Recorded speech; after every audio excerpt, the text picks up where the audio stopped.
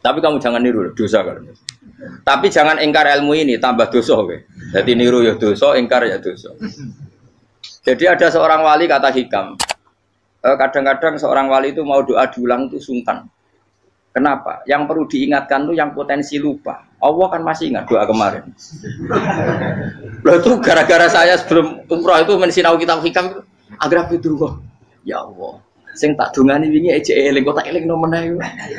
Dadi wa inna ma yunabbahu man yajuzu alil fal yang bisa diingatkan hanya orang yang potensi lupa. Sementara Allah tidak akan. Tapi kan akhirnya dungane eling. Ya Allah kayak kemarin. Hari ketiga ya Allah kayak ya gini loh. Ketika manusia mengatakan mampu-mampu, itu ada sekian hal yang manusia itu tidak ikut melakukannya, tidak ikut menciptakannya. Misalnya kue nyupir, supiranem enak, punya pengalaman. Tidak kecelakaan karena apa? Nyupir kue enak, mobilku normal. Mobilmu normal lah, wabrak mobil ya mabuk. Ya. Nah di sini ini manusia dituntut, diingatkan terus. Kamu itu butuh Allah, rahmat Allah itu yang melindungi kamu, bukan keahlian kamu, bukan kecakapan. Karena tanpa itu semua tidak bisa, semuanya Allah. Ya, tapi manusia tadi, gara-gara misalnya tadi mobilnya normal, dia punya keahlian nyupir, terus mengklaim kalau keselamatan dia itu karena hati-hatinya dia, karena mobilnya normal. Padahal ada sekian catatan yang menjadikan dia selamat dan semuanya itu kudrahnya Allah Subhanahu wa taala. Misalnya gak ditabrak wong mabuk, gak ono gempa, gak ono bumi merekah. Misalnya kita pintar nyopir lah terus bumi memangap terus kita kecemplung nggak apa. Kemudian daerah-daerah kayak ya rasa tak sebut nomor orang. Kira tahu muka siapa ya, bener mari tak sebut nomor yang ngeri. Intinya Indonesia aman, tapi kita tenang aja satunya aman kabeh ono sing aman. Ora usah kuwatir likuifaksi, ora usah kuwatir meteor jatuh, kabeh ya potensi napa? Potensi semua. Sehingga ini sedikit saya ijazahkan. Suatu saat kata Rasulullah, saya ya Mu'ad melihat kamu hanya sejengkal di depan para ulama ketika nanti di akhirat. Terus Mu'ad tanya, Rasulullah tanya, kenapa kamu hanya satu jengkal dengan derajatnya para ulama ketika sowan Allah? Terjawabnya Mu'ad, kamu punya amal apa? Terjawabnya Mu'ad, ya Rasulullah, saya tidak pernah melangkahkan satu kaki, kecuali saya tidak pernah yakin apa bisa melangkahkan kaki yang satunya. Dan saya tidak pernah mengunyah satu makanan, kecuali saya juga tidak pernah yakin apa bisa menelannya. Dan saya tidak pernah bernafas satu nafas, kecuali saya tidak yakin apa bisa nafas berikutnya. Saking dia tergantung ta'aluk semuanya sama kudrahnya Allah Subhanahu wa taala. Kalau kita ini kan sok. Kalau makanan sudah di depannya kayak pasti bisa makan. Kalau dia sudah sehat jalan seakan-akan pasti bisa meneruskan. Padahal 0, sekian detik gue melaku dihantam mobil ya selesai. Misalnya stroke ya selesai dan bisa jalan. Sehingga para wali-walinya Allah itu orang yang filah gotin min lahadotagi, setiap kedipan dia, setiap perilaku dia itu hanya ta'aluk ambil Allah Subhanahu wa taala. Itu yang disebut ya ayyuhannasu antumul fuqara'u ila. Nah, kemudian resiko makom ini, ya semua makom tak ada resikonya. Resiko makom ini itu biasanya dia lupa doa. Kenapa lupa doa? Karena doa itu terdefinisikan.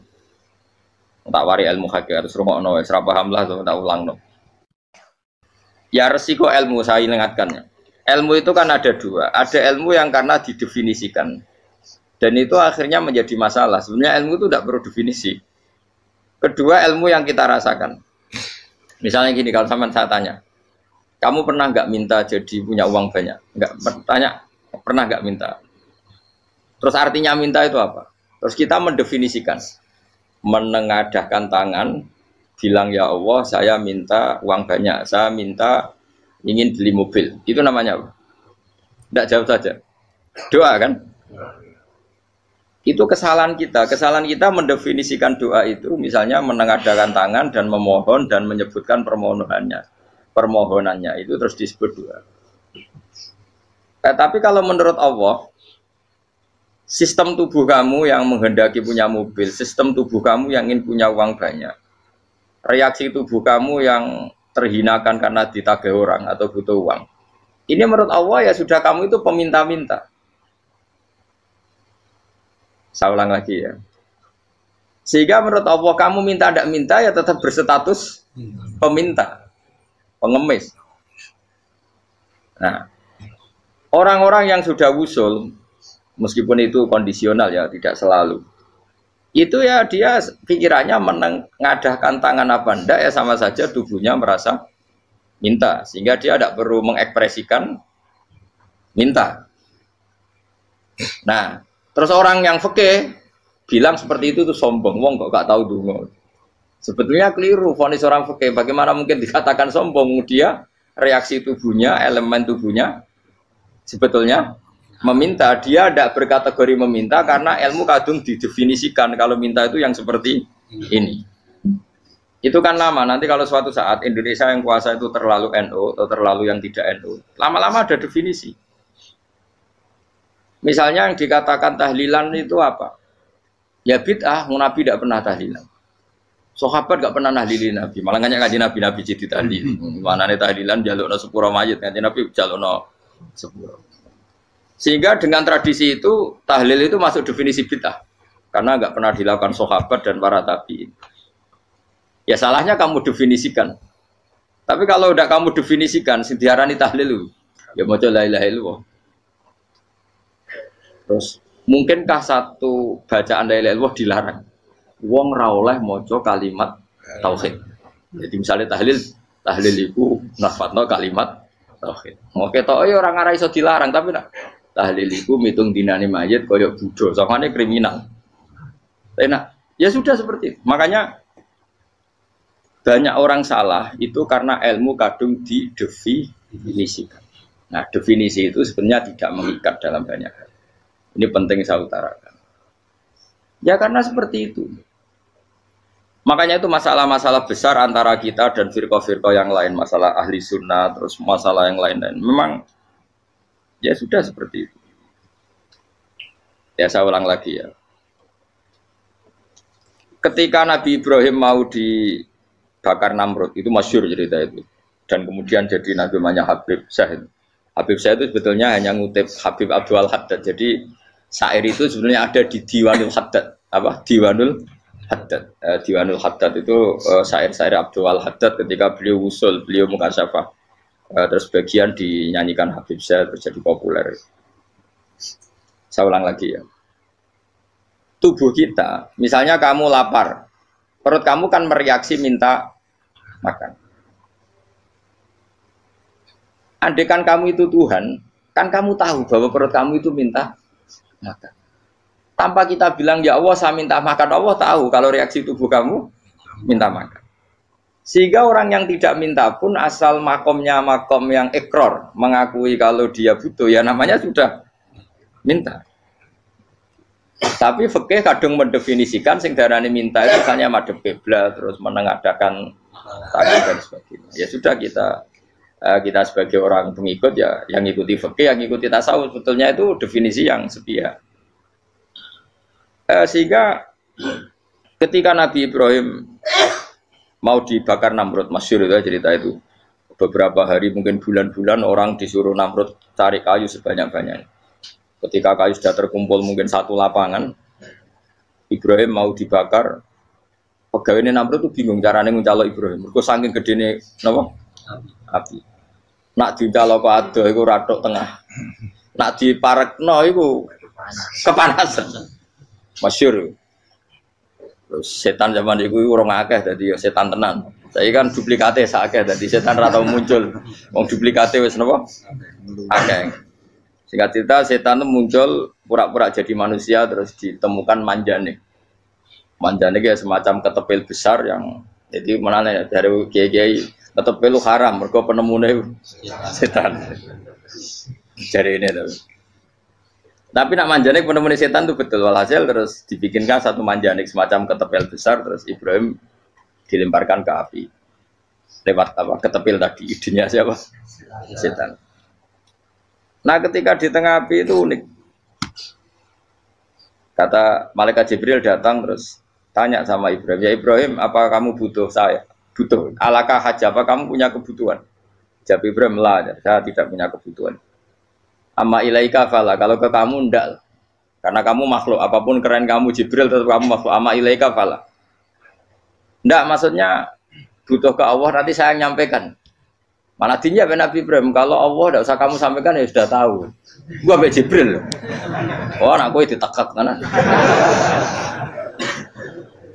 Ya saya ulang lagi, apa kamu punya kebutuhan? Alaka hajalla ama ilaika fala. Kalau ke kamu ndak. Ndak maksudnya butuh ke Allah nanti saya sampaikan. Karena Jibril yang mentang-mentang dekat sama Allah dan tukang memberi informasi. Tapi kata Ibrahim, kalau ke Allah sih tidak perlu kamu, dia sudah tahu. Nah itu terjadi nazamanya Habib Abdul Haddad Masyhur itu apa? Hasbi min su'ali ilmuhu bihali. Jadi cukup ilmunya Allah itu menjadikan saya tidak perlu minta. Hasbi min su'ali ilmuhu bihali.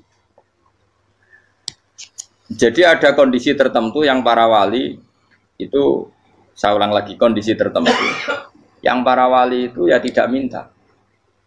Tapi kalau itu ditiru jenengan semua ini jadi keangkuhan.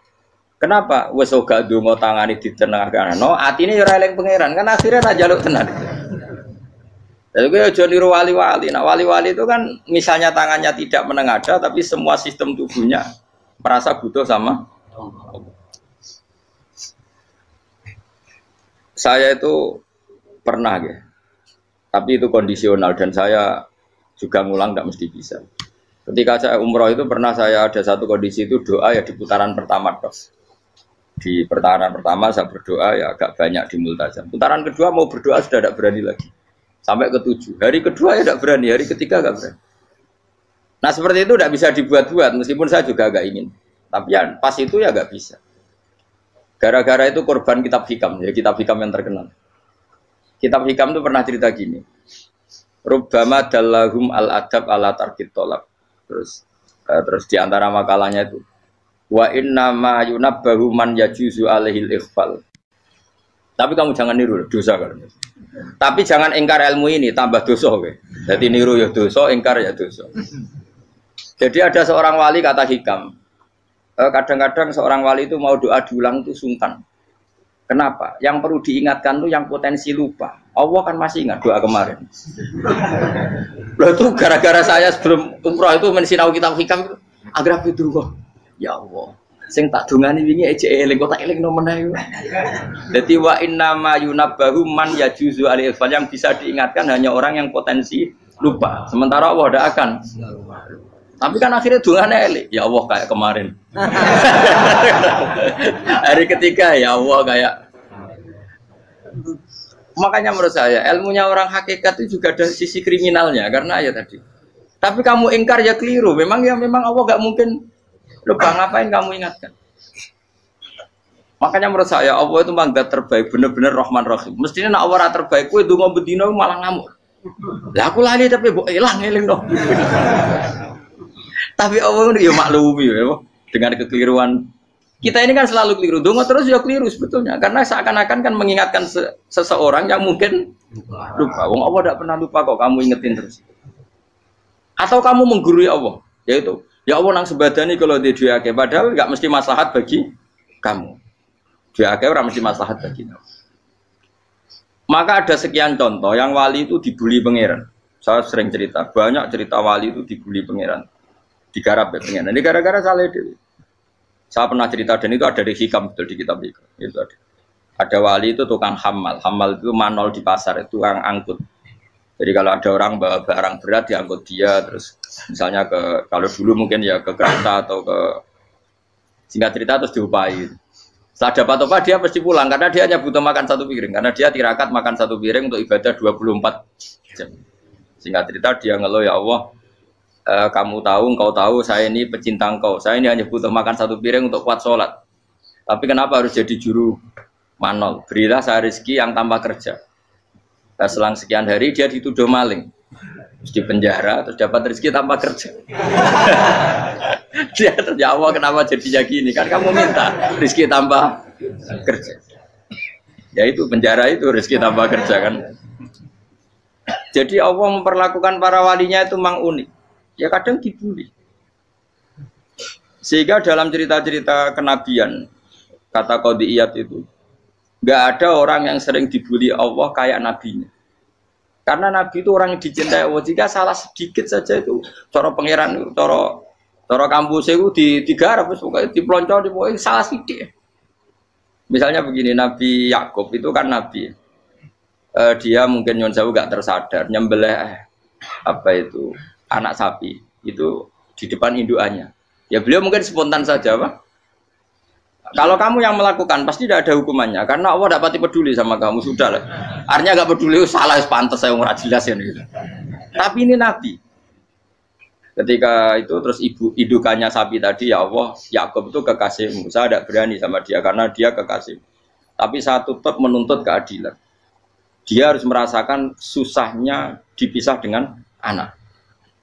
Meskipun dia tidak nuntut rasanya roh anak di sebelah itu tidak ada se ekstrim itu. Sapinya itu hanya nuntut ya Allah dia harus merasakan sakitnya terpisah dengan anak.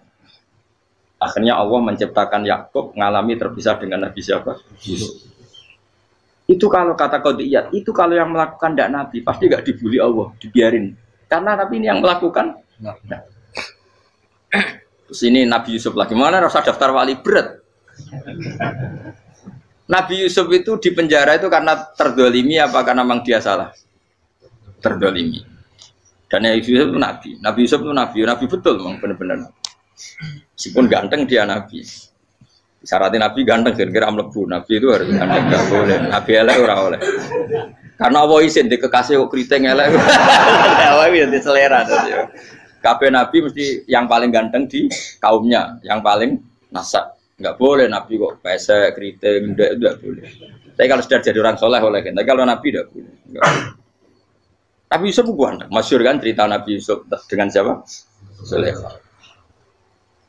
Dan belum ada orang dalam keadaan darurat masih cerdas kayak perempuan. Jadi singkat cerita, ketika Yusuf diajak Zulaikha selingkuh enggak mau kan keluar dari kamar. Dalalah kebetulan wa alfaya sayyidah rajal. Itu si Zulaikha tadi spontan langsung bilang, wahai suamiku, apa hukuman orang yang ingin menodai keluargamu? Itu wong wedok. Padahal dia agak terencana, dia pun nggak bayangkan kepergok suaminya. Itu dalam keadaan kepergok itu masih cerdas. Suamiku, apa hukuman orang yang mau menyelingkuhi keluarga Anda? Singkat cerita suaminya murka, terus Yusuf di penjara, terdolimi.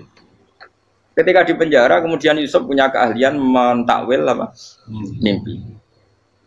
Kan tadi suaminya Zulaikha itu tidak sampai raja ya, kira-kira PM atau menteri.